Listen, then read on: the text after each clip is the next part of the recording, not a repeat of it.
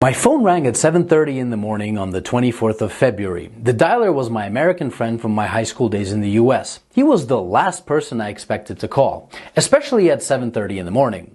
I knew immediately that the war has actually broken out. The beginning of the war did not surprise me. In fact, it's long overdue. What surprised me was the fact that he knew nothing about the suffering that the Russian Ukrainians had endured over the past 8 years. Let me get something straight. NATO promised that they wouldn't move an inch to the east. That was a lie. And now we are surrounded by an aggressive military alliance. NATO gladly bombed Yugoslavia under the pretenses of a potential genocide. Did they bomb just military installations? No. NATO destroyed schools, hospitals, bridges, cultural monuments, private businesses, and industrial plants. Did you forget about that? Did you forget about how NATO pumped money and weapons into Georgia right before Georgia bombarded Russian peacekeepers and civilians? Of course you did. Because your media doesn't want you to know. Did you forget how yet another territory was ripped away from Serbia? Do you not remember Kosovo? Did you protest then? I bet you didn't, and I bet you didn't even care. Did you forget the invasion of Libya? If you're in Europe, you can't forget. Thousands of migrants are your daily reminder of what your governments did to that country. Did you protest the illegal invasion of Syria by Turkey and the US? I bet you didn't. Do you care about Saudi Arabia starving Yemen? I bet you don't. Do you care, or did you care, about the illegal invasion of Iraq and Afghanistan under false pretenses? What, they aren't people to you? Why haven't you been vocal against the murder of children and civilians at Iraqi and Afghani weddings by American bombardment? Ah, that's right. They're brown people. They're probably worth less to you. Where were your crocodile tears when Kiev started bombarding Ukrainian Russians in the east simply for doing the exact same thing as the Ukrainians did in the west, was to get rid of a corrupt government? Where were your crocodile tears when Kiev shut off electricity and water to Crimea?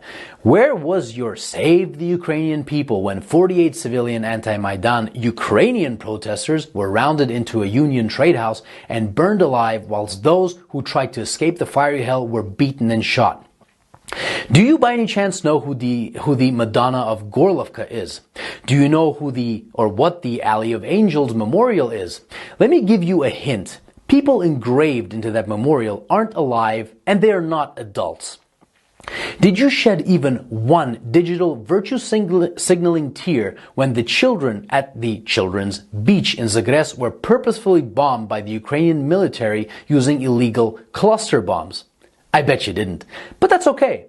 How would you? Your mainstream media keeps you in the dark. For 8 years, the US and its allies have been pumping billions of dollars worth of lethal weapons into Ukraine. For 8 years, the Ukrainians have been waging a war with their own people in the east. And for 7 years, Russia and the people of the Donetsk and Lugansk republics have been patiently waiting for Kiev to adhere to the Minsk agreements. Should Russia have waited maybe 20 more years? You know, the amount of years that the US spent killing Afghanis. So whilst leaders like Boris Johnson, Joe Biden, Emmanuel Macron, Olaf Scholz, and Ursula von der Leyen have been virtue signaling about the poor Ukrainians, they have been robbing the Ukrainians of their dignity, making their economy run on loans from the IMF, and basically robbing them of their future. And Russia is to blame when we were their primary trading partner? The West pushed Russia into a corner. Protect yourself from an increasingly hostile neighbor who wants to become part of a hostile military alliance called NATO and lose Nord Stream 2, for example. Or watch Russian Ukrainians get slaughtered by the thousands. The West wanted to fight this war with Russia until the very last Ukrainian. Remember Kosovo? Well, the Lugansk and Donetsk republics have every right to exist. Russia didn't set the precedent. Your leaders did when they recognized Kosovo. And final food for thought. Why was there no bombardment of innocent civilians in Crimea, even though it's closer to Kiev than Donetsk is? I'll give you a hint. The actual Russian military was there, protecting the people. Here's another. The Ukrainian army has been fighting this invisible Russian army for 8 years now in the east, according to your mainstream media. Why then did the Ukrainian army collapse within 24 hours when fighting the actual Russian military? And since it did, what do you think your tax dollars were doing in Ukraine? That's right. Your tax dollars were used by Ukrainians in the West to kill Ukrainians in the East, and you didn't give a flying fuck about it. So if you haven't been following this conflict from day one and now you put the blue and yellow flag on your photo, wipe away your crocodile tears, please, and find out why your governments have been supporting those who have made a Nazi criminal, Stepan Bandera, their national war hero. Don't expect a good result from pushing a bear and a dragon into a corner. And definitely don't be surprised when that bear and that dragon begin pushing back.